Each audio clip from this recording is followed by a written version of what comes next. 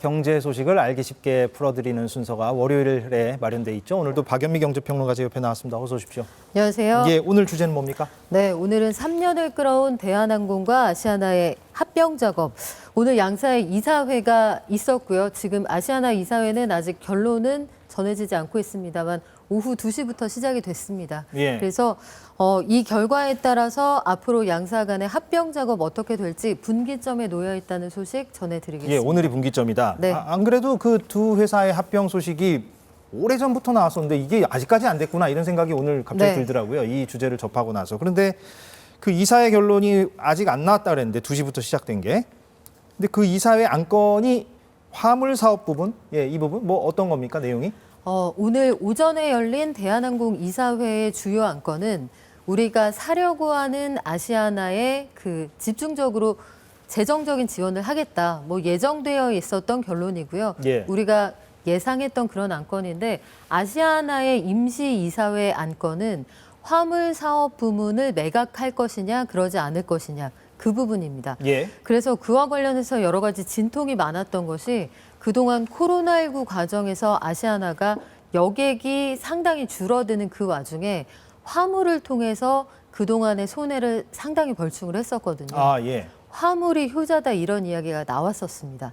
그래서 아시아나를 살린 게 화물이다 이런 얘기까지 나왔는데 대한항공이 아시아나를 사기 위해서 아시아나의 그 효자 사업을 매각한 게 맞느냐.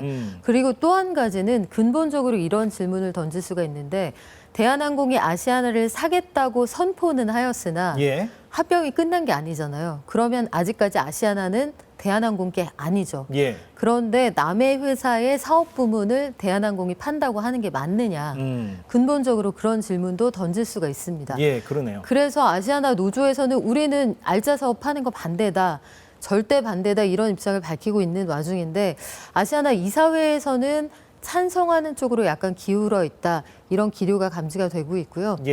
지금까지 3조 원 이상의 공적 자금을 투입한 산업은행에서는 이거 매각하고 대한항공과 손잡는다는 결론이 나오지 않으면 추가로 자금 투입은 어렵다 이런 입장입니다.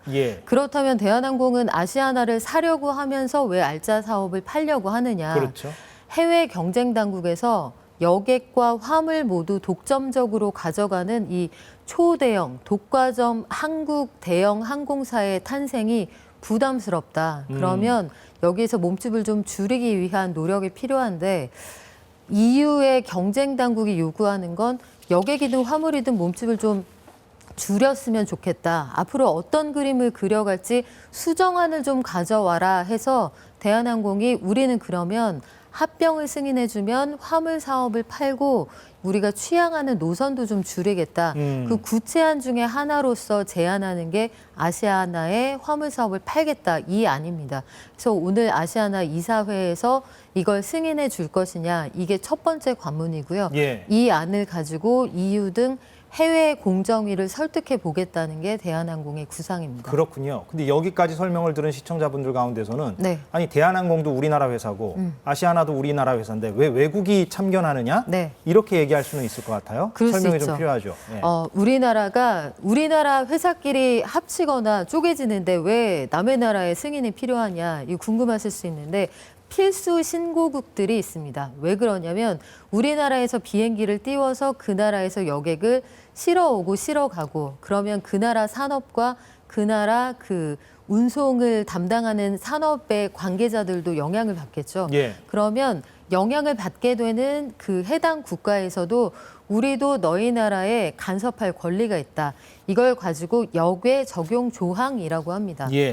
해서 외국의 행위라고 해도 자국 내 산업에 영향을 미치게 된다면 국내법이 적용하는 관할권을 행사할 수 있다. 그러니까 그들의 기업끼리 결합을 하거나 쪼개진다고 해도 우리도 마찬가지입니다. 우리도 필수 신고 대상국이라면 한국의 공정위도 그들에게 마찬가지로 영향력을 행사할 수 있거든요. 서로가 서로에게 다 한다. 그렇습니다. 그래서 이번에 대한항공과 아시아나가 합병하는 것과 관련해서 필수 신고국이 9개 나라, 임의 신고국이 5개 나라 해서 모두 14개 나라에 우리가 합치겠습니다라고 신고를 했는데요. 좀 정리해 볼까요? 그 그래픽 준비한 게 있죠? 저희가 그림을 좀 보여드릴까요? 해서 심사를 완료해서 합쳐도 좋다라고 승인을 한 나라가 모두 11개 나라입니다. 네. 근데 중요한 나라들 3개 나라는 아직까지 입장을 정하지 않았어요.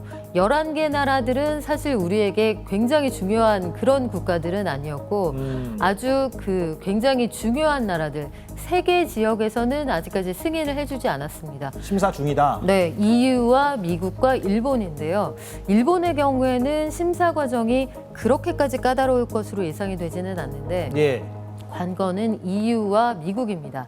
EU의 경우에는 우리가 흔히 예상할 수 있는 주요 핵심적인 그 유럽 노선들, 파리, 프랑크푸르트 뭐 이런 곳들이 다 여기에 해당이 될 테고 예. 미국의 경우에는 기존의 아시아나 항공과 그 맺고 있는 여러 가지 항공의 어떤 동맹 같은 것들이 연결돼 있어서 미국 법무부가 이거 나는 이 합병 반대세하고 소송해야 되는 것 아니냐 여기까지 검토를 하고 있다 이런 입장이어서 만만치가 않겠다. 그런데 EU든 일본이든 미국이든 셋 중 한 곳에서라도 만약에 난 이 합병 반대다라는 입장이 나오면 이 합병은 불가능합니다. 아, 불가능합니까? 그냥 그 필수 나라 빼고 이렇게 할 수는 없는 겁니까? 그렇게 할 수는 없고요. 예. 임의 신고국 그 임의 신고국에 해당하는 나라라면 예. 이 나라에서는 장사 안 하겠다라고 하고 그 나라 장사는 포기하고 합병을 할 수 있겠지만 예. 필수 신고국에 해당하는 나라에서 만약에 반대 의견이 나오면 이 합병은 못합니다. 필수 신고국인가 보죠. 다 네, EU, 미국, 일본은. 그렇습니다. 예. 네. 우리나라는 그러면 다른 나라에서 그렇게 인수합병될 때 필수 신고국입니까? 우리나라도? 그 산업이나 해당 사업에 따라 다른데요. 예. 지금 우리 그냥 상식적으로 생각을 해보시면 미주 노선, 유럽 노선 상당히 우리한테 중요하지 중요하죠. 않습니까? 취향하고 있는 노선도 많고요. 거기서 장사를 못하면 사실 의미가 없죠. 그렇죠. 예. 그래서 필수 신고국에서 만약에 우리는 이 합병 반대세 하면은 이 합병 못하는 겁니다. 아, 그렇군요. 물론 모든 기업이 다 그런 게 아니라 지금 우리는 항공사를 얘기하는 거죠. 그렇습니다. 예, 그걸 네. 또 전제로 해야 되는 네. 거고. 예, 그렇군요. 그래서 다시 처음으로 돌아가면 이들 기업이 지금 허가를 해줘야 되기 때문에 화물 부문을 지금 어딘가로 매각을 해야 되고 또 네. 하나가 더 있다 그랬죠. 아까 뭐라 그랬죠? 그 슬롯인가요? 그거를 또 네. 처리를 해야 되는 거고. 슬롯이라는 게 이제 그 특정 항공 그 특정 공항에 언제 이착륙할 수 있는 권한 같은 것인데 예. 승인을 받는 거죠. 근데 이게 그걸 내려놓겠다. 우리가 대한항공도 가고 아시아나 항공도 취향을 해서 그 항공사들이 그쪽에 이륙하거나 착륙할 수 있는 권한을 중복으로 가지고 있었는데 예. 그러면 둘이 합쳤을 때 우리가 몇 개는 내려놓겠다 이런 것들을 여기 조건으로 제시할 수 있지 않겠습니까? 예. 그런데 사실 기존에 이미 좀 내려놓은 것들이 있어요. 이미. 예. 영국이나 중국에서 이미 내려놓은 것들이 있는데 영국에서도 이미 7개의 슬롯을 반납을 했습니다. 반납하겠다고 얘기를 했고 중국에서도 이미 46개 슬롯을 반납하겠다라고 얘기를 했거든요. 그리고 EU에도 우리가 주요 노선에서 대한항공과 아시아나가 겹치는 부분, 주요 항공 노선에서 4개 주요 노선은 저희가 생각을 해보고 요 취향하고 있는 노선에서 겹치는 것들 슬롯을 반납하겠습니다. 취향하고 있는 노선에서 겹치는 것들 이렇게 얘기를 했는데 이게 다 알짜 노선들이라는 거죠. 네. 그러면 돈 잘 버는 노선, 돈 잘 버는 화물사업부 이거 매각하는 거 관련해서 논란이 분명히 있을 수 있을 겁니다. 예, 근데 논란이 있음에도 그렇게 처분하지 않으면 허가를 못 받을 것이기 때문에 지금 그렇게 추진하려는 게 대한항공 입장인 거죠? 그렇습니다. 예, 그렇군요. 그러면 잠깐 이 얘기를 먼저 하자면 그럼 오늘 결론이 네. A로 날지 B로 날지 모르겠는데 A로 나면 어떻게 되고 B로 나면 어떻게 되는 겁니까? 이사회에서, 아시아나 이사회에서. 현재 기류로 보아서는요. 그 지난 주말 사이에 어떤 소식이 전해졌냐면 아시아나의 그 이사회 구성이 원래 6명이었거든요. 사내이사 2명에 사회이사 4명. 그런데 사내이사의 대표이사 1명을 제외하고 또 다른 1명, 그 보안을 담당했던 그 전무는 나는 이 합병 반대한다 이런 입장이었는데 예. 이 사람이 그만뒀어요. 돌연. 돌연 사의를 밝히고 오늘 이사회에 참석하지 않았습니다. 예. 그러면 반대를 명백히 밝혀왔던 사람이 참석하지 않는다. 그러면 일단 과반을 확보하는 게 종전보다는 좀 쉬워졌을 테고요. 예. 6분의 4보다는 5분의 3이 더 쉬울 테니까. 그리고 반대해왔던 사람이 돌연 사의를 밝히고 언론과의 접촉을 피한다. 전체적으로 합리적인 분위기가, 유추를 해본다면 아마도 찬성 쪽으로 기울지 않겠느냐. 예. 이런 분위기는 감지해 볼 수가 있고 아마 전방위적인 압박이 있지 않았을까. 찬성을 해야 재무적인 지원을 받을 수 있다. 그렇다면 아시아나에서는 찬성을 한다는 이야기인데 예. 그렇다면 여기에서 찬성을 한다고 해서 요 안을 가지고 이제 EU든 해외에서 그 OK를 받아보겠다는 게 대한항공의 입장이잖아요. 예. 근데 OK를 받을지 일단 모르겠습니다. 일단 모르겠습니다만 OK를 받는다고 해도 그 이후에 이들이 합병하는 게 합병 자체가 목적이 아니라 합병해서 이 회사를 잘 꾸려가는 게 궁극적인 합병의 목적이 돼야 하잖아요. 예. 합병 이후에 알짜 사업을 다 내주고 나서 그다음에 차 떼고 포 떼고 나면 무엇이 남는가 여기에 대한 고민도 좀 필요할 것 같습니다. 그럼 오늘 이사회에서 그 화물 부문을 매각하기로 결정이 나면 지금 분위기가 그쪽으로 흘러가고 있다 조심스럽게 우리가 내다본다면 그러면 누군가가 사줘야 되는 거잖아요. 그건 그렇죠. 또. 근데 아무튼 매각 결정을 우리가 이렇게 내렸다라는 것만으로 일단은 외국을 좀 설득해 보겠다는 게 대한항공의 입장인 겁니까? 그렇죠. 아, 예, 그렇군요. 예, 무슨 말인지 알겠습니다. 근데 아까 차 떼고 포 떼고라고 말씀하셨는데 대한항공은 그렇게 차를 떼고 포를 떼고서라도 이렇게 합병을 하는 것이 궁극적으로 우리에게 이득이다 이렇게 판단하고 있는 건가 보죠? 그렇습니다. 대한항공의 입장은 이걸 통해서 좀 슬림화하면서 우리가 핵심적인 경쟁력을 중심으로 우리가 더 잘 나갈 수 있다. 그동안에 좀 비대했던 부분들의 구조조정을 하면서 우리가 좀 더 경쟁력을 강화할 수 있다라고 이야기를 하고요. 화물 사업 부문이 아시아나의 그 알짜 사업 부문처럼 보이지만 이건 일견 코로나 특수가 좀 과장돼서 보이는 부분일 수 있다. 아, 예. 그때보다 지금은 매출도 좀 줄어들었고 앞으로는 그쪽이 주력 사업이 될 수가 없다라고 이야기를 합니다. 그래서 대한항공이 주력은 그럼 여객이고. 그렇죠. 예. 주력은 여객이고 해서 이쪽을 좀 가다듬으면 훨씬 더 우리가 이 합침으로써 좀 더 경쟁력을 강화할 수 있다라고 이야기를 하는데 그건 대한항공의 입장이고요. 예. 아시아나의 노조 입장은 전혀 다를 테고 일단 일자리에 대한 위협이 있을 테고요. 구조조정 위협이 그렇습니다. 있을 수 있다. 그리고 소비자 후생의 관점에서 생각을 해본다고 예. 해도 경쟁자가 있을 때와 없을 때는 소비자의 선택권 이런 것들이 위협받을 수 있을 테니 안 그래도 그 질문을 드리려고 했는데 만약에 두 그렇죠. 회사가 합병을 하면 우리나라 그 거대 항공사는 하나가 되는 건데 네. 두 개가 아니라 그럼 우리 같은 소비자 입장에서는 과연 득이 될까? 예, 이런 의문이 생기는데.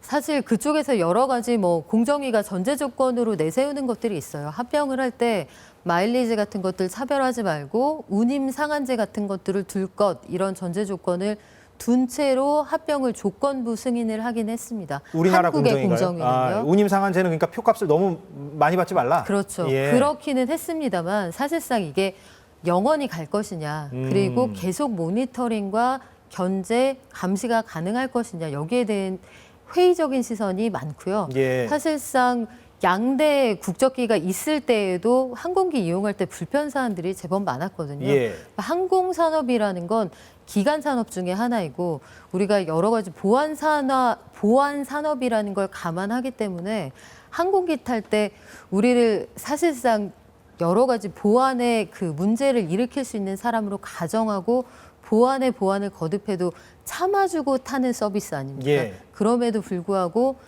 가격을 항공사가 마음대로 올릴 수 있는 그런 산업인데 하나로 합쳐진다. 이거 좀 고민해봐야 되는 부분이죠. 그렇겠네요. 그럼 오늘 만약에 이사회에서 통과가 되더라도 이제 시작입니까? 넘어야 할 문턱이 더 많습니까? 이제 시작입니다. 아. 이걸 EU나 아니면 미국이 완전히 받아준다라는 보장이 일단 없고요. 예. 만에 하나 뭐 그럴 가능성이 크진 않아 보입니다만 이사회에서 찬성하지 않는다라고 하면 또 거기서부터 풀어나가야 할 문제가 그때부터 시작이 되는 거죠. 예. 재무적인 지원이 끊긴다라고 하면 그때부터 어떻게 풀어나갈 것이냐 여기에서부터 다시 시작을 해야 합니다. 이 논의가 여태까지 벌써 3년이 네. 됐는데 만약에 오늘 이사회에서 부결이 되거나 혹은 가결이 된다 해도 그때부터 시작이라 그러면 몇 년 더 걸리겠군요, 이게. 그렇죠. 그리고 화물 사업부를 매각한다고 해도 이걸 누가 살 것이냐. 예. 이것도 고민거리인 게 이 화물 사업부를 매각한다고 해도 아무나 살 수가 없습니다. 이 항공 운송 사업 면허가 있는 사업자에게 팔아야 하는데 예. 일반 대기업은 돈은 있지만 면허가 없고요. 예. LCC는 면허가 있지만 돈이 없습니다. 그러면 누구에게 팔 것인가? 국내에서 마땅한 이 매물을 가져갈 사업자가 없을 것이고 예. 그렇다면은 결국은 매물을 사갈 사람을 찾다가 해외로 넘길 가능성도 적지 않을 텐데 예. 국부 유출 논란도 분명히 불거질 가능성이 그렇게 있습니다. 되면 국부 유출 논란이 생길 수가 네. 있다. 예, 그렇군요. 끝으로요. 그러면 이게 한진칼 조원태 회장의 경영권 방어를 위한 맥락도 네. 있다? 이거 좀 짧게 설명해 주시고 마무리하면 될 것 같은데. 이게 2020년 예. 11월에 한진칼이라는 회사는 한진그룹의 그 경영권의 총합니다.